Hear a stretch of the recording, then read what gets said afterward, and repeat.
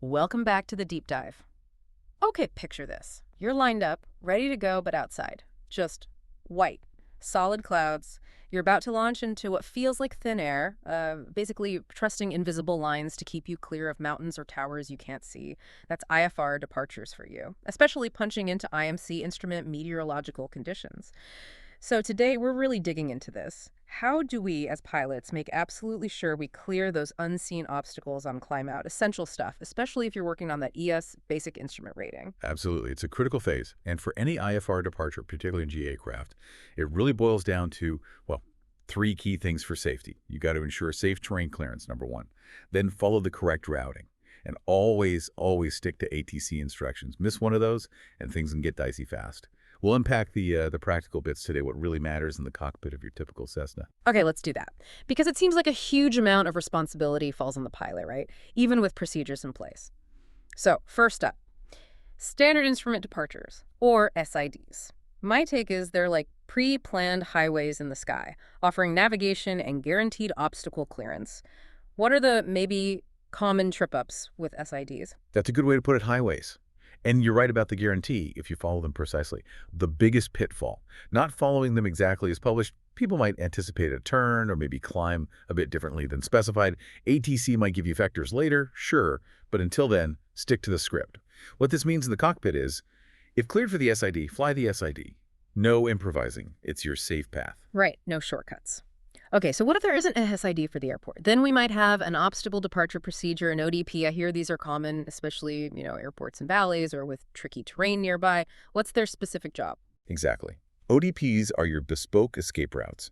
They exist specifically because there are known obstacles or terrain issues near that airport.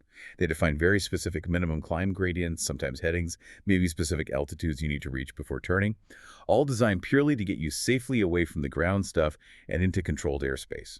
Think of it like this. SIDs manage traffic and obstacles, often in busy areas.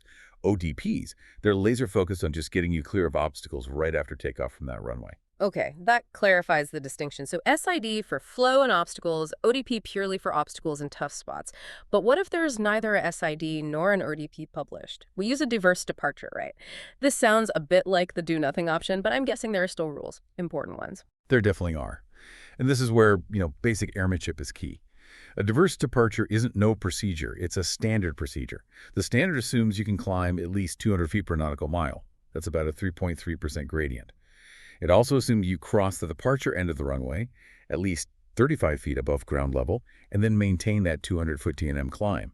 Crucially, it assumes no obstacles penetrate a defined safety surface. What this means in the cockpit, and this is vital, you are responsible for ensuring your aircraft on that day, with that weight, at that temperature and altitude, can actually make that 200-foot T&M climb. It's the default minimum. Know that number? Great question. And the answer isn't quite as simple as handing it all over to ATC.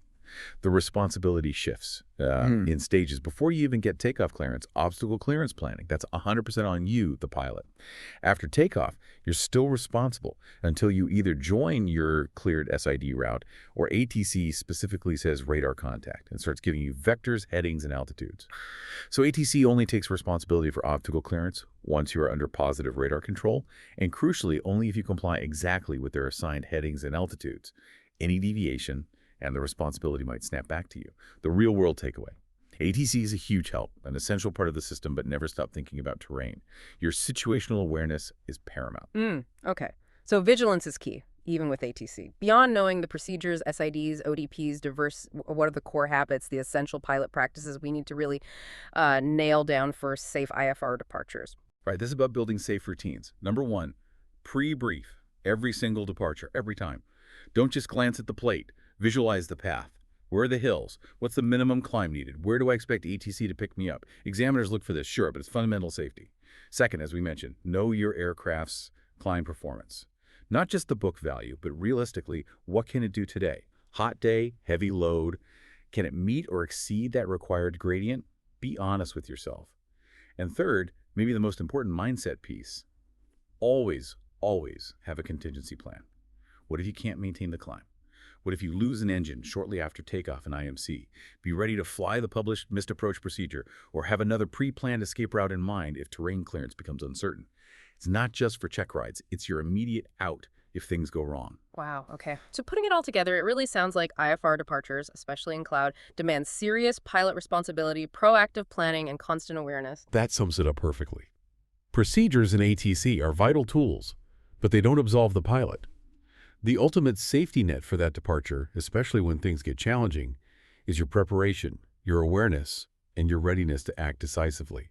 So maybe something for you to think about before your next IFR flight, or even studying for the BIR. Considering everything we've discussed, the procedures, the responsibility, the planning, what do you think is the single most critical piece of that puzzle for your safety?